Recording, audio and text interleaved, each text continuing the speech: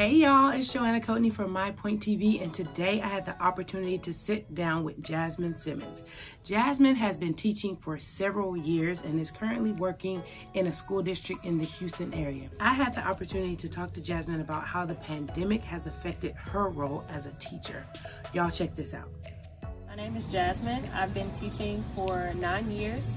I did 5 years in a charter school and then 4 years in 2 separate public school districts. What are the biggest differences? I don't even think I can choose one biggest difference. There were so many just like layers of expectations that we had this year that we've never had before. So for example, if a student is absent even one day, we're expected to place work online for them to work on, but we've never done that before. I mean, students are out, they're out. They do their makeup work when they return.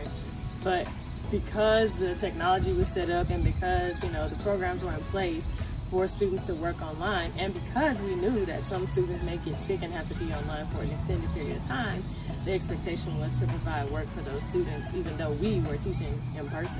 And it wasn't just the case that if a student was out for COVID or somebody in their family having COVID, we had to do that. We literally had to do that for any student at any point. And so a lot of times we had parents who would just email us and say, oh, my kid's gonna work from home today and can you provide work for them? And it's like, I still have the other 23 bodies in the building this morning, and then the other 23 or 24 in the afternoon that I have to teach for. And so now I have to find work that translates to what we're doing inside, which is not always gonna be digital because we were face to face, for them to do that was comparable at home. How has the pandemic added stress to you as a teacher? We did 2 weeks worth of virtual instruction for everybody in the entire district, and then after that we were face to face. So from August 20 whatever until now, we have been face to face. We never went back online. There was never any quarantining if any of our students. So from 4th grade and above, our students were required to wear masks, and so the district decided they're wearing masks, they're fine. So if anybody got sick in our classes, oh well, they stay home, the rest of us come to school business as usual. How many times do you tell a 9-year-old or a 10-year-old to pull their mask up in a day? How hard is it to read aloud to students in masks? How hard is it to reprimand students in a mask? I mean, it's constantly something. Of course you got sanitizer, but how many times is a kid getting up and bathing in the sanitizer? You got to get on them about that. How many times are students taking their mask down and right in another student's face? I mean, we couldn't sit in groups this year, but you still need to be able to work collaboratively because that's how we're taught to teach. Student behaviors are going to be the same regardless.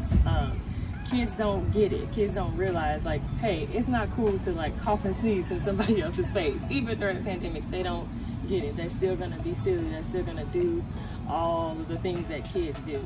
We do small group reading instruction, and we're still required to do that. So I'm still expected to sit at a table with students, less than 2 or 3 feet in front of me at a table, and I'm supposed to listen to them read.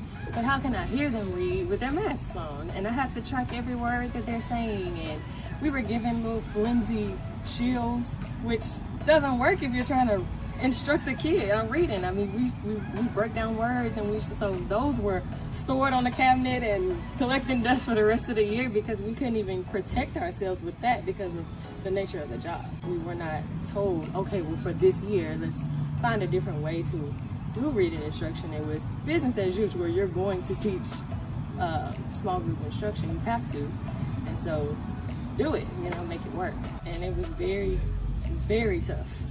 Very tough. Can you still see yourself, teaching for years, or is the new normal just too different, too much to where you're I'm not so sure how I feel about this? So teaching is stressful, and I always knew that. But in your mind, you always have this idea that it'll get better. Oh, it's because I don't have enough experience, or this is on a grade level, or whatever the case may be.